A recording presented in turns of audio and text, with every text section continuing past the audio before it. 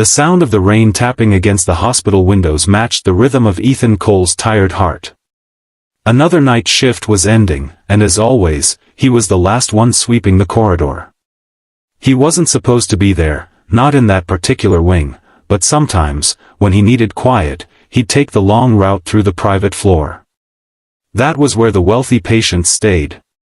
The ones with names people whispered about, the ones whose bills could pay off his entire lifetime of rent. Ethan didn't envy them. He was a single dad with a 6-year-old daughter who still thought her father's janitor badge made him a superhero. That was enough. Until that night, the night she spoke to him. He was mopping near room 509 when he heard the voice, soft but trembling, calling out. "Please, could you come in for a second?" He hesitated.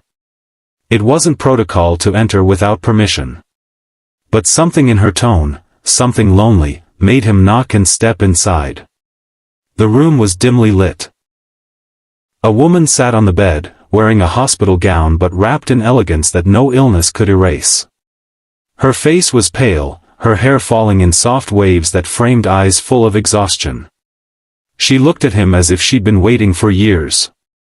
"Please," she whispered again, "pretend you love me. Just for a moment." Ethan froze. He glanced at the half-empty floor bag, the untouched meal tray, the wilted flowers on the table. "I'm sorry, ma'am. I think you've got the wrong." "No," she interrupted gently. "I know who you are. You clean the hall every night. You smile at the nurses, you talk to that old man in 503 when no one else does. I just need someone real." For one moment. Her voice cracked at the last word. Ethan set down his mop. He didn't understand what she meant, but he saw the loneliness that money couldn't fix. The kind that eats you from the inside. So he sat down beside her. "What do you want me to say?" he asked softly. "Say that you love me. That you stayed. That I'm at." Softly. "Say that you love me. That you stayed. That I mattered." The words hit him like a wave. He thought of his late wife, how she used to say the same thing on her bad days before cancer took her. Ethan took a deep breath, looked into the stranger's trembling eyes, and said quietly, "I love you. You matter. And I'm not going anywhere." For a second, her lip quivered, then she smiled, weakly but genuinely. "Thank you," she whispered. "That was all I needed." A few moments passed in silence before she asked, "Do you have someone waiting for you?" "My little girl," he replied, smiling softly. "She's my whole world." Something changed in her eyes then. A flicker of light. "You're a lucky man," she said. "Hold on to her. Don't let the world make you forget how to care." Ethan nodded, not realizing those would be her last words to him. When he came back the next night, room 509 was empty. The nurses told him she had passed away peacefully in her sleep. No family had come. No friends. Just her name, Isabella Crosswell. The name didn't mean anything to him then. But a week later, his supervisor called him into the office. "Ethan, you've got mail," she said, handing him a sealed envelope with a gold crest.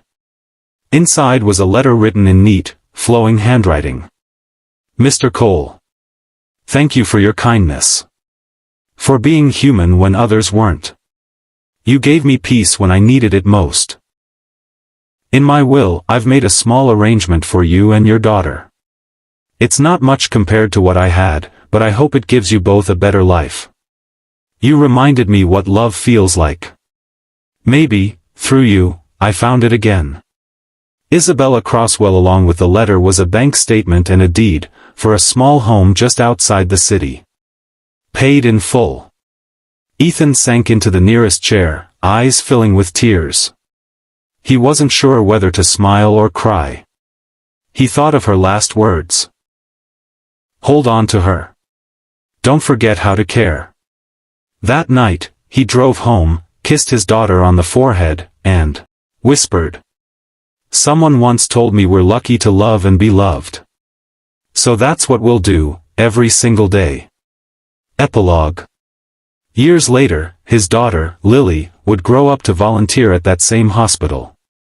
And sometimes, when she passed room 509, she'd feel a strange warmth, like a quiet reminder that kindness, once given, never truly fades. Message. Love doesn't always come from romance. Sometimes it's found in moments of compassion.